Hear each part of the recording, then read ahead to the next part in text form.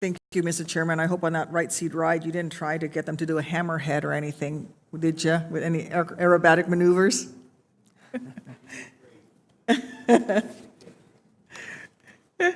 Stay within the restrictions. Gentlemen, thank you so much for your participation today. General Scaparrotti, I want to return to the discussion about logistics challenges, especially in the Eastern European area.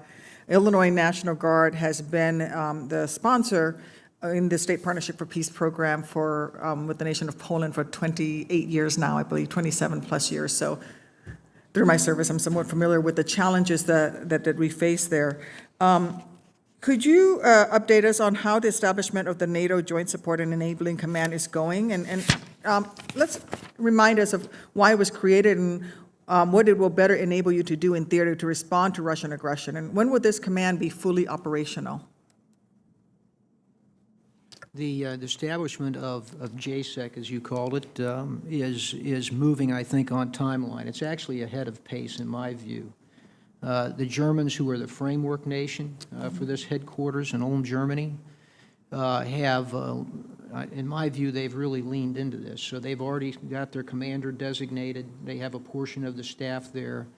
They've been present in my headquarters in shape to do the further planning that needs to take place to ensure that it's right-sized, to make sure that the planning, the understandings, roles, and responsibilities are correct.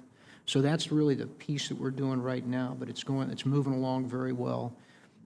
This fall is IOC, and it's another year before it be fully operational. So we've got some time here before it be fully operational. But I would say to you that I think they'll be ahead of that in terms of real output. They're already making a difference in terms of our logistics planning with other logistics commands within the headquarters and throughout the components. So I think they'll actually be leaning into that before they're actually fully established, so to speak.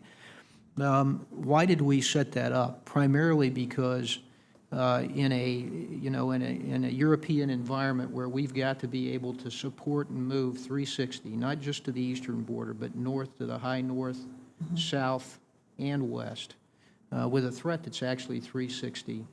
And then we needed to protect the central lines of communication, critical ports, seaports, and infrastructure in doing that, because it's been testified to here and by General Lyons, we're now in a contested environment. We needed a headquarters that both looked logistically as well as protection of those key assets.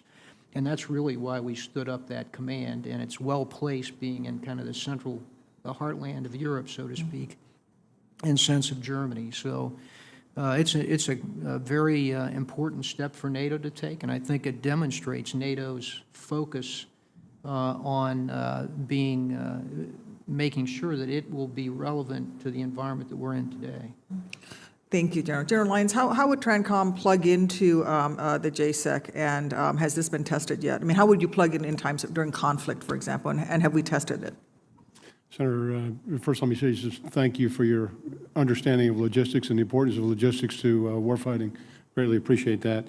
I've actually been to Europe several times. I've met with the leadership that were developing the JSEC, and I understand the concept very well. I think it's a great initiative that General Scaparrotti and his team are moving out on. I don't know that we'd plug in directly. We'd plug in directly to his EUCOM headquarters through a European Deployment and Distribution Operations Center, and then across, at echelon to include his headquarters, and we would take the signals that he would be sending on his priorities for mobility and then meter them accordingly. And he would have the role then to integrate that from a coalition perspective.